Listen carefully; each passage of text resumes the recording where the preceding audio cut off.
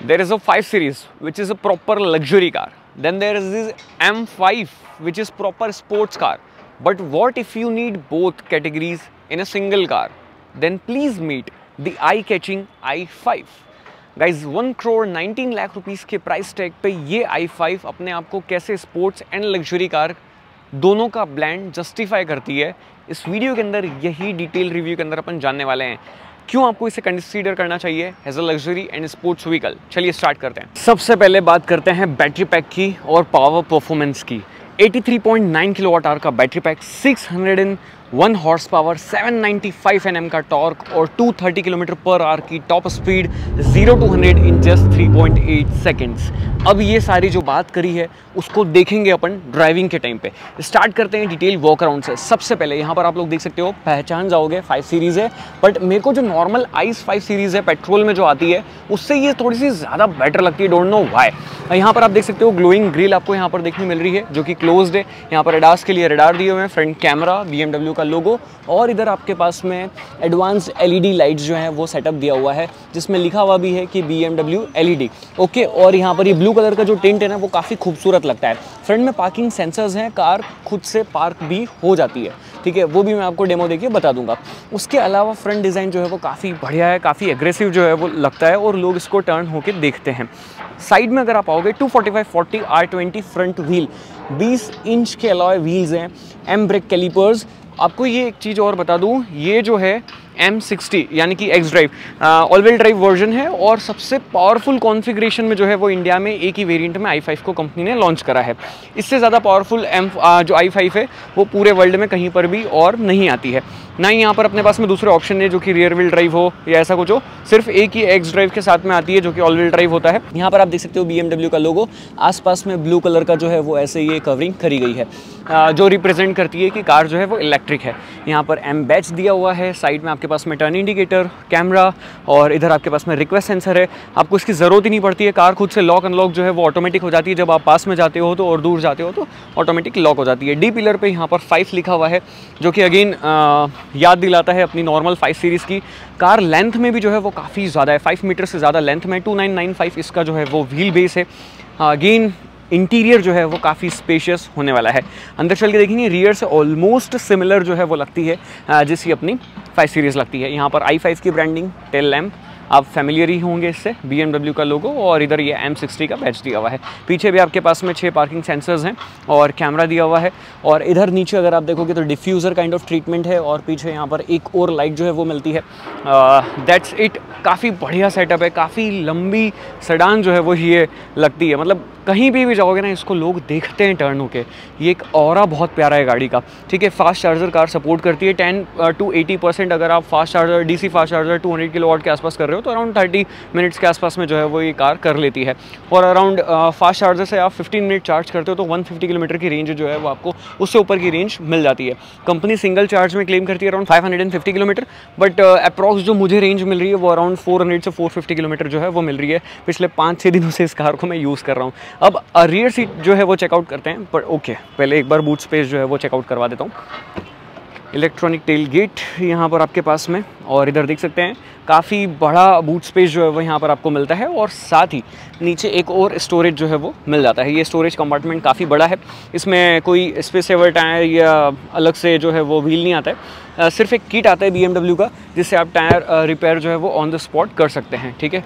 इसको क्लोज़ कर देते हैं। एक और ऑप्शन है यहाँ पर, ये लीवर ऐसे 60-40 स्प्लिट सीट का फंक्शन जो है वो ऑफर करता है। यहाँ से आप बूट को क्लोज़ कर सकते हैं और साथ ही साथ जो है कार को लॉक भी कर सकते हो।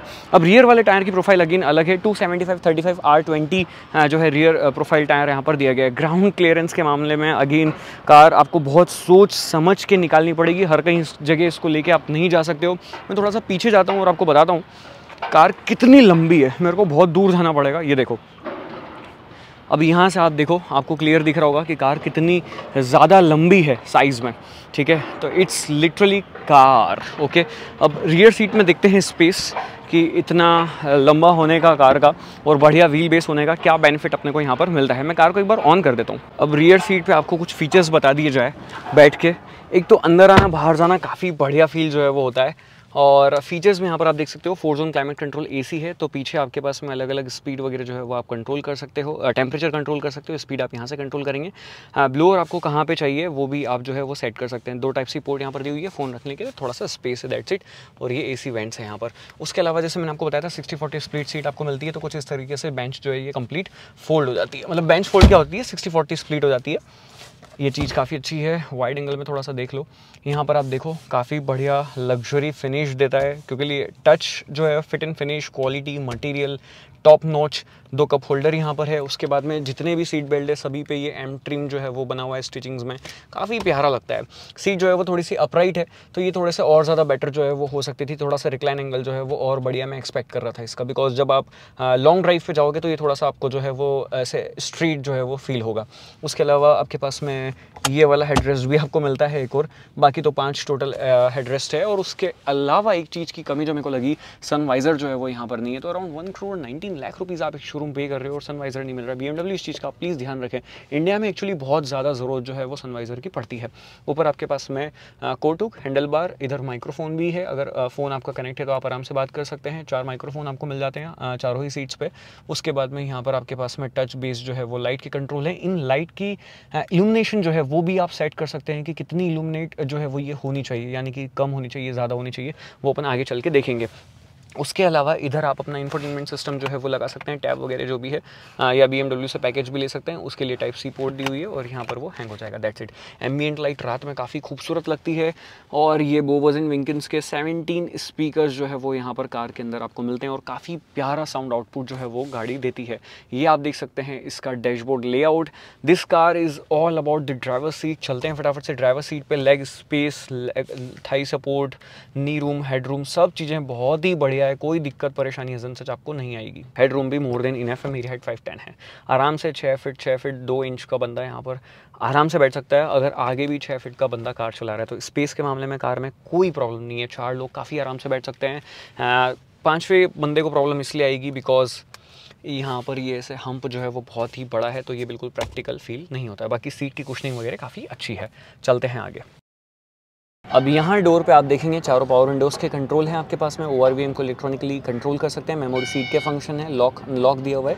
बोवर्स एंड विंकन्स और कार्बन फाइबर ट्रिम्स जो है वो आपको दिखना यहाँ से स्टार्ट हो गई है। ये भी सॉफ्ट टच मटेरियल है। इधर भी आपके पास में सॉफ्ट टच मटेरियल है, बॉटल होल्डर, और इधर से आप जो है वो बूट इलेक्ट्रॉनिकली ओपन कर सकते हैं। नीचे metal on paddle, rubber on paddle, दोनों ही ब्लैंड जो है वो दिया हुआ है। आपके पास में डेड फुटरेस्ट काफ़ी बड़ा है और यहाँ पे इलेक्ट्रॉनिकली एडजस्टमेंट सीट जो है वो यहाँ से भी दी हुई हैं। इधर भी आपके पास में काफ़ी बढ़िया एम ट्रिम में जो है वो आपको मिल जाता है ये आपका सीट बेल्ट। आ जाते हैं अंदर। उससे पहले एक और चीज़ बताना भूल गया, यहाँ पर आपका ये थाई सपोर्ट जो है वो भी एडजस्ट कर सकते हो मैन्युअली, ठीक है। यहाँ पर अगेन कार्बन फाइबर, अंदर चलेंगे कार में बहुत सारा कार्बन फाइबर जो है वो यहाँ पर यूज़ करा है। मैं डोर को बंद कर लेता हूँ। बहुत ही प्यारी थर्ड आती है। स्टार्ट स्टॉप करते हैं।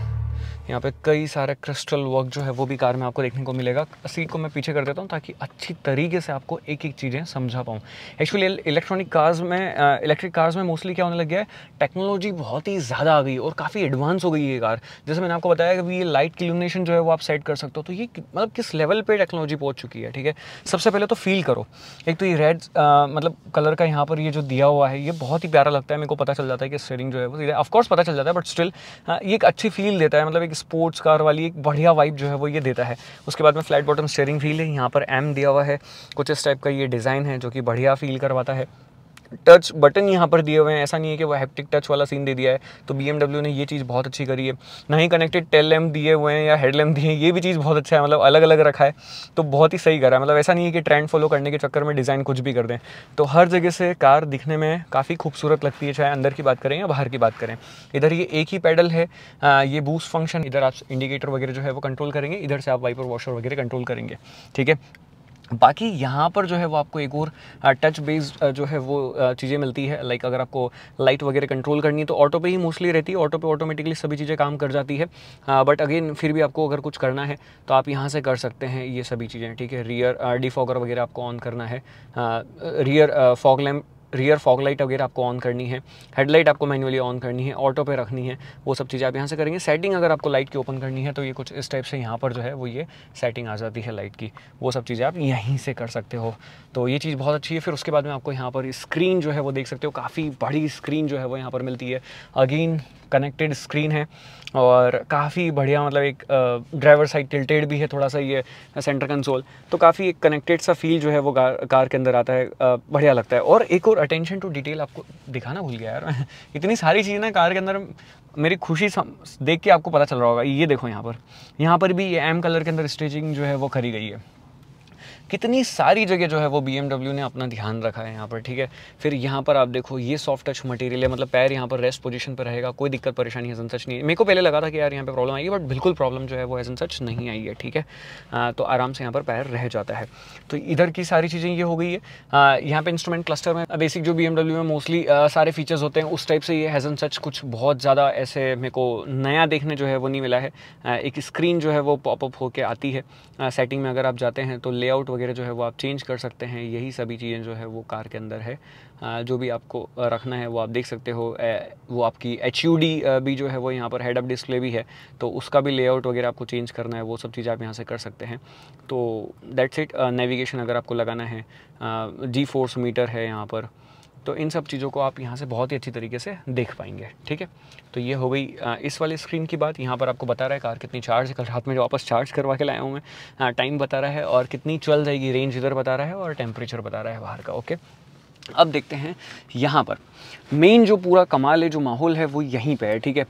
कि यहाँ क्या है वो सब चीज़ें समझते हैं। देखो पहले तो एंड्रॉयड और एप्पल कारप्ले आपको मिलता है। एप्पल कारप्ले पे स्क्रीन कितनी बड़ी, कितनी नीट एंड क्लीन दिखती है, ये आप लोगों ने देख ली है।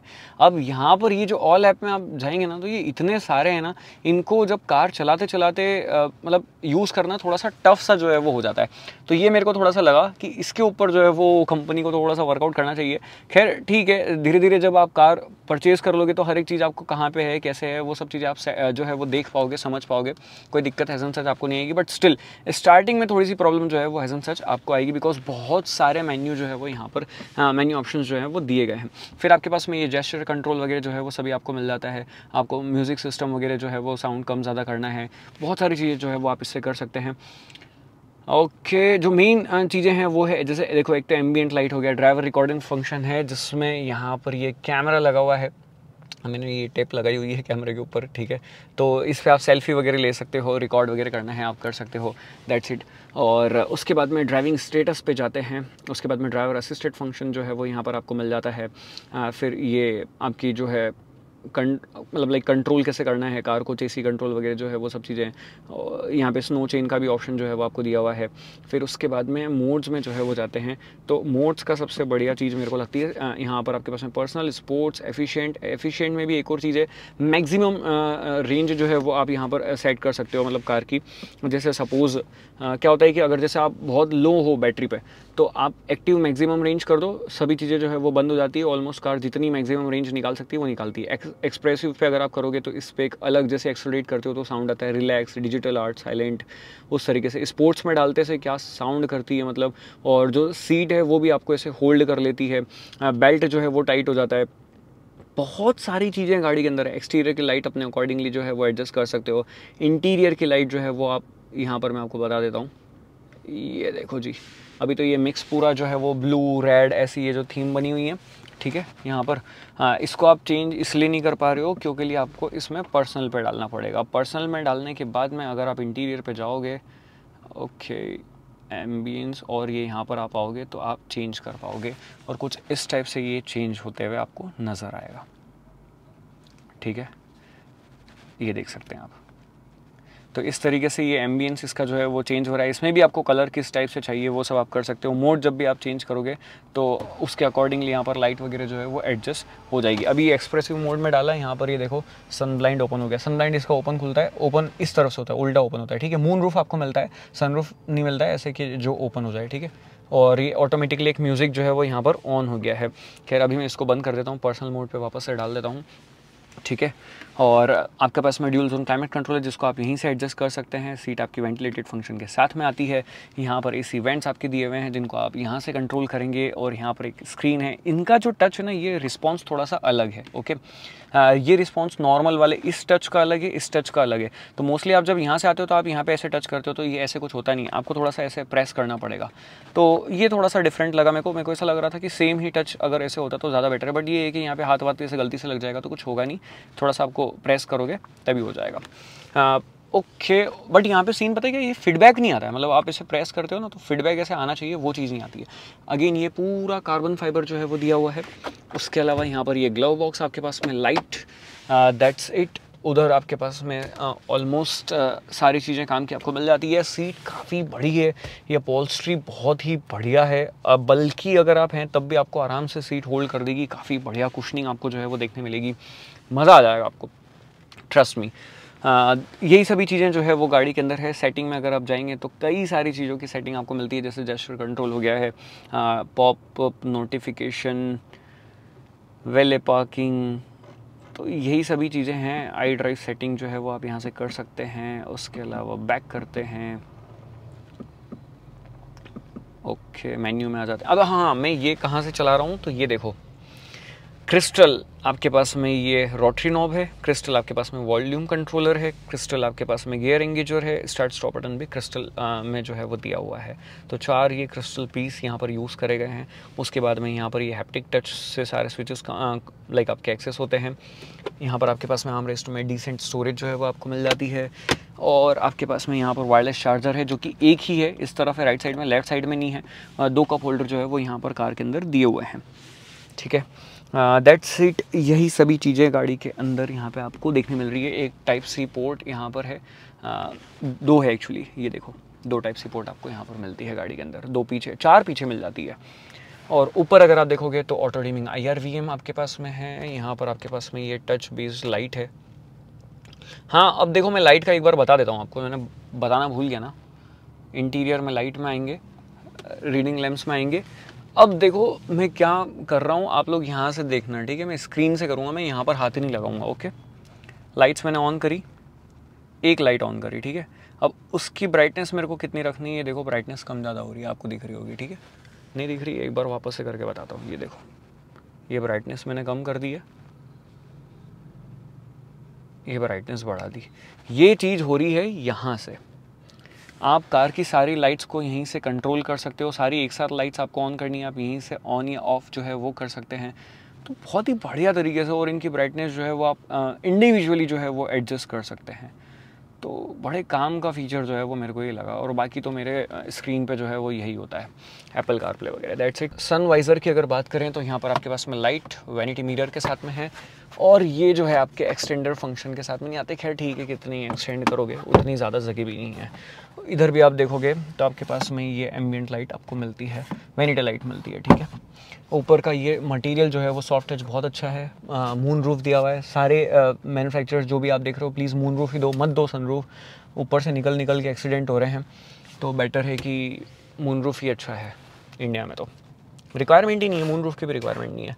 बस एक ही प्रॉब्लम लगी कार के अंदर, चश्मा होल्डर नहीं है।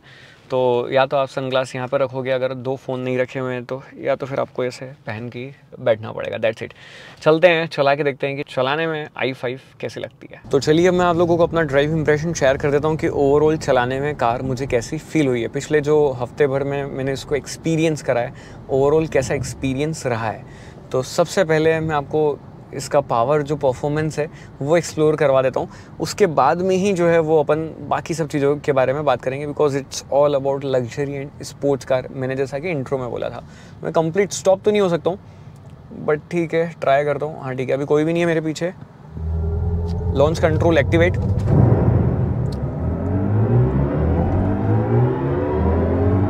(120 cross) 0 to 100 in just 3.8 second. Acceleration कितना फास्ट है आप लोगों ने देख लिया। फिर उसके बाद में ये जो अंदर साउंड आता है ये और इन्हेंस कर देता है, आपको मतलब मज़ा आता है आपको। फिर उसके बाद में एक और चीज़ है, अगर आपने एक्सप्रेसिव मोड में डाला तो अब यहाँ पे और ज़्यादा बढ़िया साउंड जो है वो आने लगता है। मैं आपको बताता हूँ, वो भी एक्सपीरियंस करवाता हूँ। अब मैं कंप्लीट डेड स्टॉप नहीं कर सकता, बिकॉज अब पीछे ट्रैफिक है, वहाँ पर नहीं था तो मैंने करके बता दिया था। अब देखो साउंड सुनो आप। तो ये जो वॉल्यूम नॉब है ना, ये यहाँ पर आप अपना म्यूज़िक को कंट्रोल करोगे, बट जो कार का म्यूज़िक है ना वो आप एक्सेलरेटर पेडल से कंट्रोल कर सकते हो। वॉयलिन बजा रहा है कोई, क्या कर रहा है, मतलब बहुत ही प्यारा साउंड है। तो इसको आप जो है एंजॉय करो, और रात में जब आप कार को लेके निकलते हो, इतना प्यारा एम्बियंस होता है, इतना बढ़िया माहौल होता है कार के अंदर, ऐसा लगता है कार जो है वो खुद ही एक क्लब हाउस बन चुकी है। और जैसा आपको माहौल चाहिए, जैसा एटमॉस्फेयर चाहिए, उस टाइप से आप इसको एंजॉय कर सकते हो। यहाँ पर 7 ड्राइविंग मोड्स मिलते हैं। फिर ये डिजिटल आर्ट है जहाँ पर सभी चीज़ें, एक तो ये बड़ी प्रॉब्लम है, मैंने इसको इससे कनेक्ट कर दिया है, अब हर एक उसमें ये ओपन हो जाता है ऑटोमेटिकली। यहाँ पर ये कंप्लीट आर्ट फॉर्म जो है वो आ जाता है, बट इसको चेंज नहीं कर सकते, ये चीज़ मेरे को बड़ी कमी लगती है। अब iX1 आप चला लो, आप कोई सी भी इनकी गाड़ी चला लो, सब में यही थीम दी हुई है। तो एटलीस्ट i5 के लिए इनको कुछ अलग करना चाहिए था, या एक ऐसा ऑप्शन दे देते कि आप डाउनलोड करके अपने हिसाब से थीम जो है वो कस्टमाइज़ वगैरह कर लो। तो डिजिटल आर्ट में आपको यही थीम जो है वो देखने मिलती है। फिर ऑडियो गाइड वगैरह ये सब चीज़ें मिलती है, बट मेरे को उतना ज़्यादा पसंद नहीं आया। ये जो पूरा यहाँ पर आपके पास में ग्लास वर्क किया हुआ है, क्रिस्टल जो वर्क किया हुआ है, ये काफ़ी प्रीमियम फील होता है, काफ़ी अच्छा लगता है। और डिजिटल आर्ट में अगर आप एक्सेलरेट करते हो तो ये साउंड ऐसा लगता है कि आप एक पेट्रोल कार को पुल कर रहे हो, बट वो बहुत ही अच्छी तरीके से इंसुलेटेड है, दैट्स वाई उसका बाहर का नॉइज़ अंदर नहीं आ रहा है। 120 इतनी फास्ट क्रॉस करती है कि जिसकी हद नहीं, आपको पता नहीं चलेगा 150 क्रॉस कर जाओगे। तो ये कार बहुत जल्दी आपका चालान कटवा सकती है, तो इसको आराम से चलाओ। और जितनी ज़्यादा पावरफुल कार होती है उतनी ज़्यादा रिस्पॉन्सिबिलिटी होती है, तो प्लीज़ थोड़ा सा सोच समझ के चलाओ। मेरे को ये सभी चीज़ें सिर्फ आपको दिखानी थी, दैट्स वाई मैंने कर दी है। खाली एनवायरनमेंट मुझे थोड़ा बहुत मिला, दैट्स वाई। अब आराम से चलते हैं और हर एक चीज़ों के बारे में प्रॉपर तरीके से बात करते हैं। देखो, व्यूइंग एंगल गाड़ी का बहुत अच्छा है, गाड़ी थोड़ी सी चौड़ी है तो आपको थोड़ा सा ध्यान से चलाना पड़ेगा, बट 1-2 बार आप लाइक 1-2 महीने में आप सीख जाओगे कि कहाँ से कैसे निकालनी है, कितना डायमेंशन कार की है। और एक प्रॉपर परफेक्ट सेडान में इसको बोलूँगा, जिसको आप चला भी सकते हो और पीछे भी बैठ सकते हो। अब 7 सीरीज़ में पता है क्या है, उसमें आपको मोस्टली पीछे बैठने में मज़ा आएगा कि इतनी लंबी कार है यार, कैसे कौन चलाए इसको, कहाँ पार्क करेंगे, सब चीज़ें। आपकी जो 5 सीरीज़ हो जाती है वो ऐसा है कि हाँ ठीक है, चला लेते हैं, कभी पीछे बैठ गए तो बैठ गए, इट्स ओके। बट ये एक प्रॉपर फॉर्म, मतलब ऐसा है इसके डायमेंशन कि चलाने में भी मज़ा आएगा आपको और पीछे बैठने में भी मज़ा आएगा। चलाने में इसलिए मज़ा आएगा बिकॉज परफॉर्मेंस बहुत अच्छी है, हैंडलिंग बहुत अच्छी है, स्टीयरिंग का कैलिब्रेशन काफ़ी अच्छा है, काफ़ी बढ़िया वेट जो है वो कैरी करता है। हर जगह, हर एक स्पीड पे जिस टाइप से वेट होना चाहिए उतना वेट जो है वो इस स्टीयरिंग में रहता है। ORVM काफ़ी अच्छी व्यू आपको पीछे का दे देते हैं। ब्लाइंड स्पॉट डिटेक्शन फंक्शन इसके अंदर आता है। लेन कीप असिस्ट फंक्शन जो है वो भी इसके अंदर दिया है। यहाँ पर वाइब्रेशन आता है, अगर लेन से मैं बाहर हो जाता हूँ तो एक मतलब आपके पास में ना कंटिन्यूसली चाइम जो है वो ये देता है। अभी नहीं दे रहा है, डोंट नो व्हाई, बट देता है और वो कंटिन्यूसली देता है, ठीक है, 4-5 सेकंड तक, ताकि आप अंदर आ गए और उसके बाद में भी आपको पता चले कि आपने ये गलती करी है।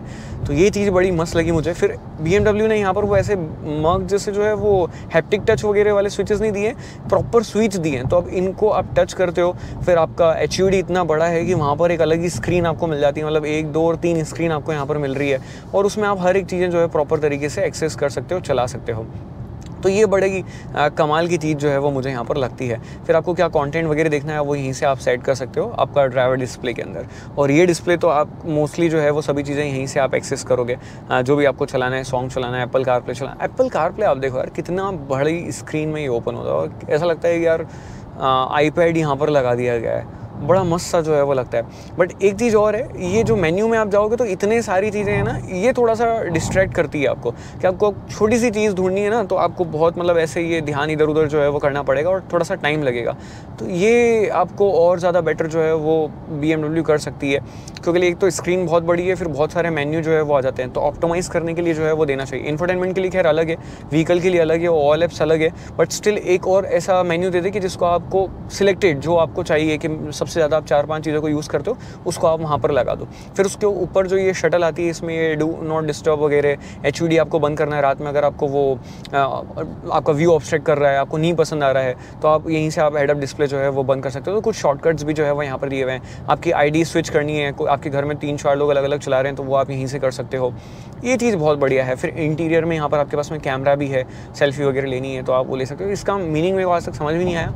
आप लोग अगर कोई यूज़ कर रहे हो 5 सीरीज़ या कोई भी ऐसी कार जिसमें इंटरनल यहाँ पर कैमरा है, क्या यूज़ है इसका, रियल यूज़ क्या है, मेरे को बताओ नीचे कमेंट करके। अगर आपका कमेंट सही रहा, परफेक्ट रहा, आंसर सही रहा, मैं उसको पिन कर दूंगा, ठीक है। IRVM से डिसेंट व्यू आता है, कोई दिक्कत नहीं है, पीछे 3 लोग बैठेंगे तब भी आपको मोटा मोटा दिख जाता है। खैर इसको देखने की ज़्यादा ज़रूरत नहीं पड़ती, बिकॉज आप हर किसी कार को विदिन मिली सेकेंड के अंदर ओवरटेक कर सकते हो। अब अगेन माई मोड्स में आते हैं और यहाँ पर रिलैक्स में चले जाते हैं कि भैया हमको रिलैक्स करना है, ठीक है। तो वो पूरी थीम उसके अकॉर्डिंगली ये क्रिस्टल जो ग्लास एरिया है ये उस हिसाब से लाइट कर देता है कि आप एकदम ऑटोमेटिकली काम हो जाओ। आप अगर स्ट्रेस हो रहा है आपको, हर चीज़ ये रिलैक्स फॉर्मेशन में लेके आ जाता है। एक साइलेंट म्यूज़िक जो है वो चलने लग जाता है कार में। और उसके अलावा पर्सनल में आप पर्सनलाइज़ कर सकते हो, आपको कुछ भी आप जिस हिसाब से चाहिए। एफिशिएंट में मैक्सिमम एफिशिएंट मोड भी इसमें है कि सपोज़ आप बहुत ही कम आपका बैटरी यूज़ बचा है तो फिर आप उसको मैक्सिमम ये रेंज के अंदर डाल सकते हो, एक्टिवेट कर सकते हो, जिसमें एसी वगैरह और सभी चीज़ों की मतलब परफॉर्मेंस बहुत ज़्यादा कम हो जाती है और कार जो है वो ज़्यादा से ज़्यादा रेंज जो है वो आपको मैक्सिमम रेंज देने की कोशिश करती है। ये जो कर्व है ना, इस कर्व पे आप 150 की स्पीड पे आराम से जा सकते हो बिना किसी बॉडी रोल को फील करे। उतनी बढ़िया कैलिब्रेशन जो है सस्पेंशन के लगे। अब एक और चीज़ है, मेरे को ऐसा फील हो रहा था 601 हॉर्स पावर, 795 Nm का टॉर्क है और ग्राउंड क्लियरेंस जस्ट 135 है। सस्पेंशन बहुत स्टिफ होंगे, बट यहाँ पर हाईवे पे जब भी आप इसको चलाओगे कंफर्टेबल फील होती है। अंदर बिल्कुल भी ऐसे एंडुलेशंस वगैरह से फील नहीं हो रहे, मतलब ऐसा ग्लाइड करते हुए जा रही है।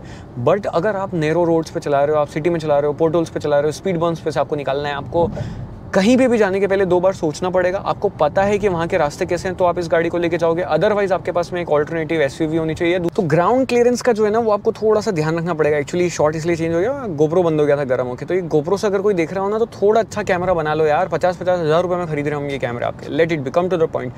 यहाँ पर ग्राउंड क्लियरेंस का जो है वो इशू ये आएगा आपको, क्योंकि ये 135 mm है। फिर आप अगर 3-4 लोग बैठे हो तो कार और नीचे हो जाएगी। तो आपको बहुत ध्यान से, बहुत प्यार से चलाना पड़ेगा, बिकॉज थोड़े से ज़्यादा बड़े जो स्पीड ब्रेकर है ना वहाँ पर ये टच हो जाती है। बट हाँ, एक चीज़ का मेरे को बेनिफिट ये हुआ कि मैं 5-7 दिनों से यूज़ कर रहा था और मेरे जो आसपास जहाँ पर मेरे को ऑलमोस्ट डेली जाना पड़ता है वहाँ मेरी बॉडी ने अडॉप्ट कर लिया था इस गाड़ी को कैसे कहाँ से निकालना है। और मेरे को पता था कि किस एंगल से निकालूंगा तो निकल जाएगी। तो वो आप खुद से लर्न करते रहते हो धीरे धीरे, ठीक है। तो इतना ज़्यादा डरने की बात आपके यहाँ पे तभी है जब आपके यहाँ बहुत ही ज़्यादा एक्सट्रीम बड़े बड़े स्पीड ब्रेकर है, बहुत ही ज़्यादा ख़राब रोड है, उस पर आप चला के क्या ही करोगे, मतलब इतनी ज़्यादा पावर का करोगे क्या। तो वहाँ के लिए ये गाड़ी बनी नहीं है। बट अगर नॉर्मल रोड्स हैं, थोड़े बहुत ख़राब रोड कहीं आ जाते हैं तो इट्स ओके। जैसे अब दिल्ली NCR में रह रहे हैं तो यहाँ पर तो मैं इसको आराम से यूज़ कर रहा हूँ, प्रॉब्लम नहीं आ रही है। बट अगर कहीं नैरो रोड्स वगैरह पे जा रहे हैं, बहुत ज़्यादा ही बड़े स्पीड ब्रेकर आ जा रहे हैं तो वहाँ थोड़ी सी प्रॉब्लम जो आ जाती है। पोर्टल्स वगैरह से थोड़ा से प्यार से निकालनी पड़ती है, बिकॉज लो प्रोफाइल टायर यहाँ पर है। रन फ्लैट टायर नहीं है, लो प्रोफाइल टायर है, ट्यूबलेस टायर डले हुए हैं, ठीक है। तो ये एक बेनिफिट जो है वो इसका हो जाता है। फिर उसके अलावा यहाँ पर आपके पास में चार्जिंग टाइम और रेंज वगैरह की बात करें तो गाड़ी के अंदर 83.4 kWh का बैटरी पैक मिलता है, जो कि अराउंड 450 किलोमीटर के आसपास की रेंज जो है ऑन अ सिंगल चार्ज आपको दे देगा। 400 to 450 किलोमीटर अगर आप स्पोर्ट्स मोड वगैरह सब चीज़ें लगा के चला रहे हो तो। अभी 46% बैटरी लेफ्ट है, 221 की रेंज बता रहा है, ठीक है।